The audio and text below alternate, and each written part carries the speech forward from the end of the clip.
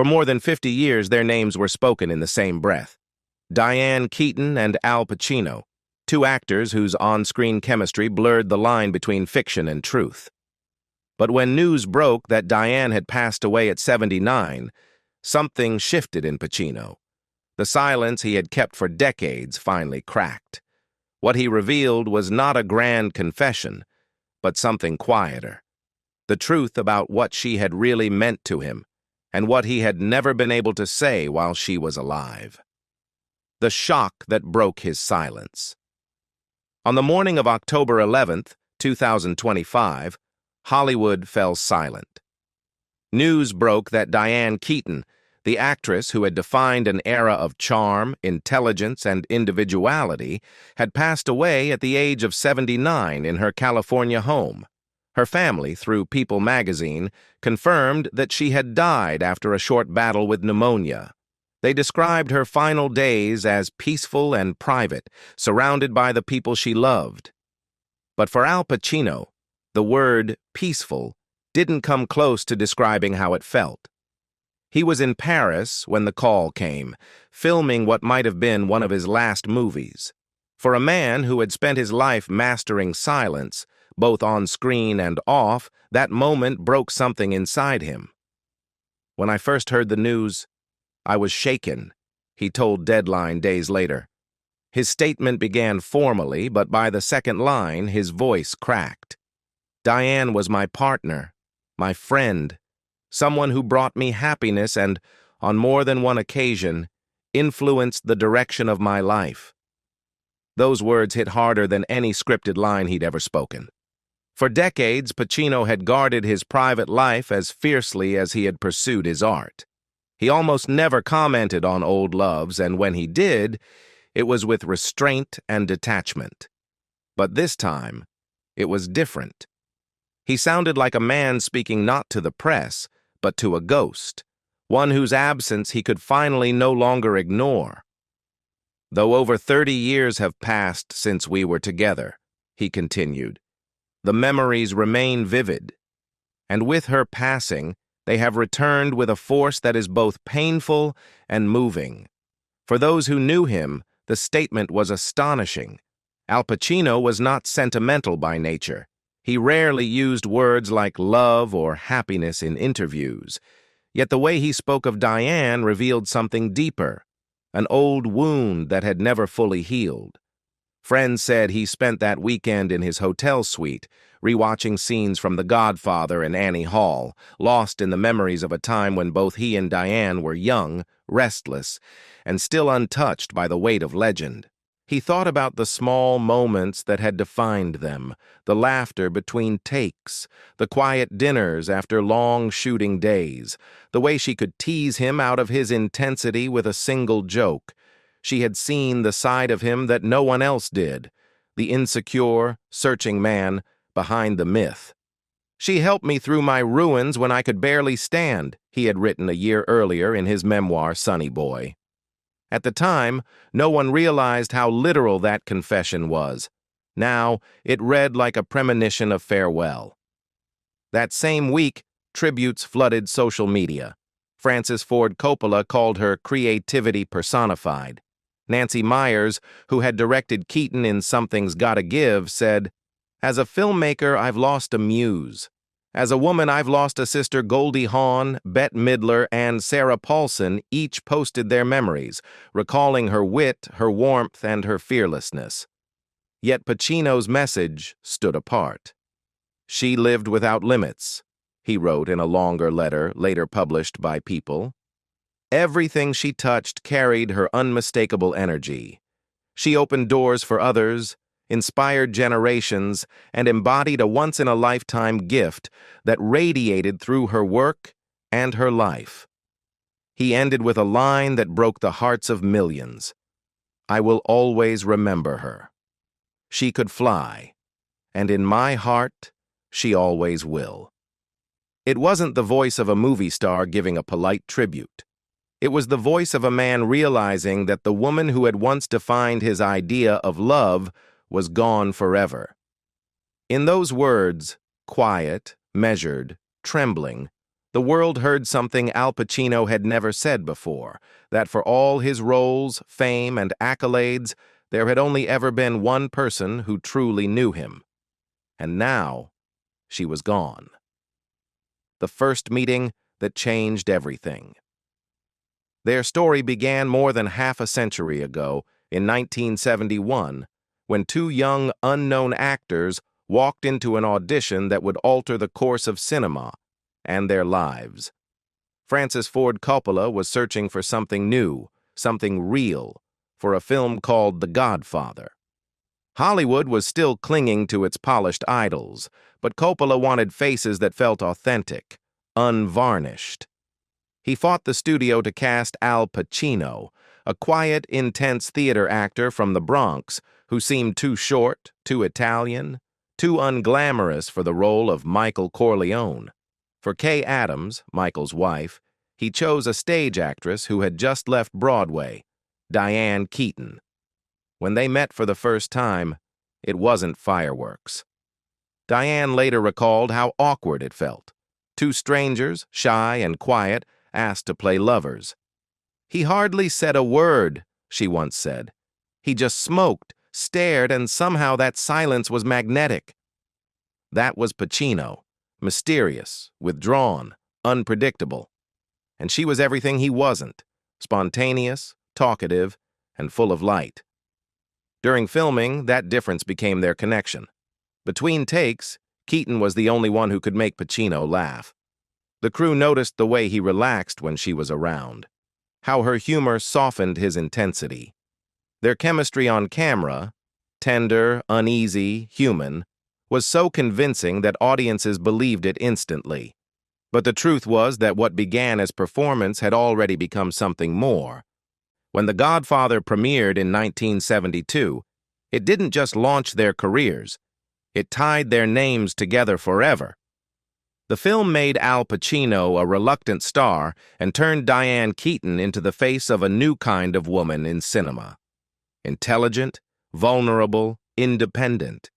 Yet fame came with distance. As the cameras followed them everywhere, their personal bond deepened quietly, away from the noise. "We never planned it," Keaton once said. "It just happened between the lines." By the mid-1970s, they were inseparable, though never official, never predictable. Hollywood called them the quietest couple in the business. What few knew then was that behind the fame, love was already beginning to clash with fear, and the fear belonged to Al. Love, distance, and the ultimatum. By the late 1970s, their relationship had become as complicated as the characters they played. After The Godfather Part II in 1974, both Al Pacino and Diane Keaton were at the height of fame, and yet they were drifting further apart. Pacino, consumed by his craft, was known for disappearing into roles, shutting out the world for weeks at a time. Keaton, meanwhile, was blossoming into one of the most recognizable women in Hollywood. In 1977, she won the Academy Award for Annie Hall, cementing her status as a cultural icon. For Diane, the success felt like liberation. For Al, it only deepened his isolation. Still, they could never stay away from each other for long.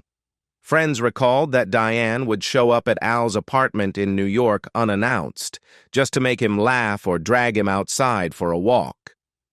"He was unlike anyone I'd ever known," she later said. "Charming, hilarious, a non-stop talker, but also a mystery."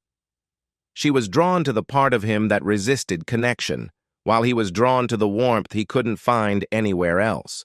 It was love built on opposites, and that made it both intoxicating and fragile. In interviews years later, Diane admitted that she wanted more than Al could give. "I was mad for him," she told People in 2017, "but I needed someone who could take care of me, and Al needed someone who could take care of him. We were both too eccentric for each other." She had waited years for him to commit, believing that one day he might change. Eventually, she gave him an ultimatum: marriage or goodbye. When he couldn't choose, she walked away. I went about it not in a perfect way, she confessed, but it had to end. For Al, that silence afterward became one of his life's deepest regrets. Decades later, when he wrote his memoir Sonny Boy in 2024, he admitted that Diane had helped him through financial ruin and personal confusion, that she had been the one constant when everything else collapsed. What he didn't say then, but finally revealed after her death, was that he had never truly stopped loving her. Reunion and goodbye on The Godfather Part 3. When Francis Ford Coppola announced The Godfather Part 3 in 1989, nearly 2 decades had passed since the first film changed their lives. Both Diane Keaton and Al Pacino hesitated before agreeing to return. By then, their romantic relationship was long over, but the emotional residue between them lingered. Coppola wanted to bring the original cast together one last time, and privately, he told friends that he hoped the film might also give Al and Diane a sense of closure. Filming began in Rome in late 1989 and later moved to New York. The atmosphere on set was quiet and professional, but there was an undercurrent of tension, the kind that comes when two people share a past too deep to ignore. Diane was warm and open with the crew, while Al kept his distance, immersed in the dark psychology of Michael Corleone. Yet when the cameras rolled, something unspoken came alive again. The way Michael looked at Kay in those scenes carried a lifetime of regret, and many suspected it wasn't just acting. Francis Ford Coppola later recalled that when shooting their final scene together, no one dared to speak. He said he didn't need to direct them. They just looked at each other, and it was as if decades of unsaid words passed silently between them. They weren't playing roles anymore, Coppola said. It was them saying goodbye. At that time, Al's life was unraveling in private. He had just become a father with another woman, a fact that wounded Diane deeply. Though she remained cordial, friends said her heart was broken all over again. When Part 3 wrapped in 1990, they went their separate ways for good. Diane began focusing on theater and directing, while Al returned to the solitude of his art. Years later, she would look back on that moment as both an ending and a gift. It wasn't impulsive, she wrote in her memoir. It was the result of years of waiting for an answer that never came. And for Al, that final glance on screen would become the closest thing to a goodbye he ever gave her. The quiet years and Al Pacino's final confession. After The Godfather Part 3, their lives took separate, quieter paths. Diane Keaton withdrew from the emotional turbulence that had defined her early fame. She adopted 2 children, Dexter in 1996 and Duke in 2001, and often said that motherhood taught me what love really means. For her, it wasn't a replacement for what she'd lost with Al.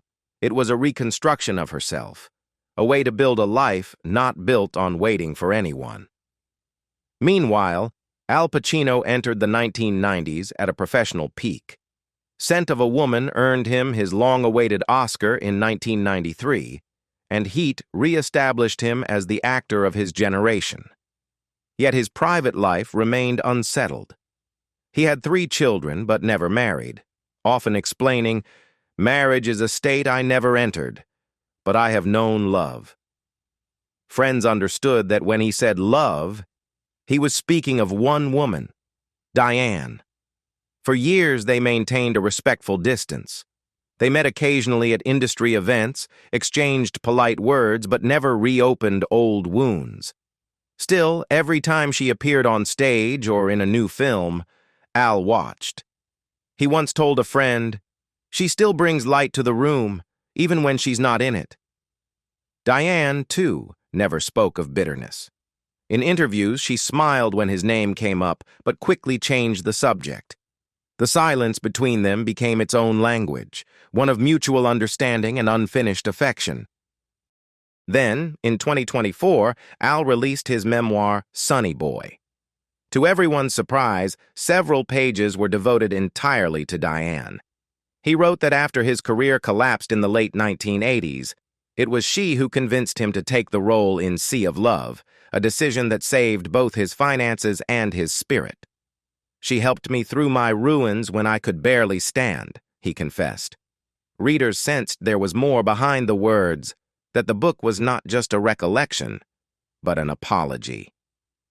When he stood in the front row at the 2024 AFI Lifetime Achievement Award, watching Diane receive her final standing ovation, witnesses said he had tears in his eyes. It was the last time the two would be seen together. Her death and the words he could never say. When Diane Keaton passed away on October 11, 2025, the world mourned the loss of an icon. For audiences, she was the witty romantic of Annie Hall and the soulful Kay Corleone. But for Al Pacino, her death tore open an old silence he had guarded for decades. He was in Paris, filming, when he received the call. "When I first heard the news, I was shaken," he told Deadline. "Diane was my partner, my friend, someone who brought me happiness and on more than one occasion influenced the direction of my life." The words came slowly, each one shaped by years of restraint and buried emotion. What followed was the confession the public had never heard. "She lived without limits," he said. "Everything she touched carried her unmistakable energy. She opened doors for others, inspired generations, and embodied a once-in-a-lifetime gift that radiated through her work and her life." He described her as magnetic, lightning and charm, hurricanes and tenderness, before ending with a line that broke even the toughest hearts. "I will always remember her. She could fly, and in my heart, she always will." Those words weren't just an obituary tribute. They were an admission, a quiet recognition that she had been the love he never fully understood until it was too late. Friends close to Pacino said he spent the following days in seclusion, rereading her memoirs, her interviews, and the letters she had written him during the 1980s. He didn't attend any public memorial. Instead, he sent a single white lily to the family's private ceremony, with no card, only a line that read, "Thank you for every scene." Around Hollywood, tributes poured in. Francis Ford Coppola called her creativity personified. Nancy Myers called her a sister in spirit. Keanu Reeves, Goldie Hawn, Bette Midler, and Sarah Paulson each shared personal memories of her kindness and fearless honesty. Yet the most haunting words came from the man who had once shared both her silence and her laughter. Al Pacino's farewell wasn't about what they were. It was about what they could never be. And perhaps that's why, after all these years, their love story still lingers, unfinished, unforgettable, and human to the very end. Some stories don't end. They simply fade into memory. Do you think Al Pacino truly found peace after Diane's death? Or will she always remain his greatest what if? Share your thoughts below, and don't forget to like, subscribe, and turn on notifications for more untold stories from Hollywood's most unforgettable lives.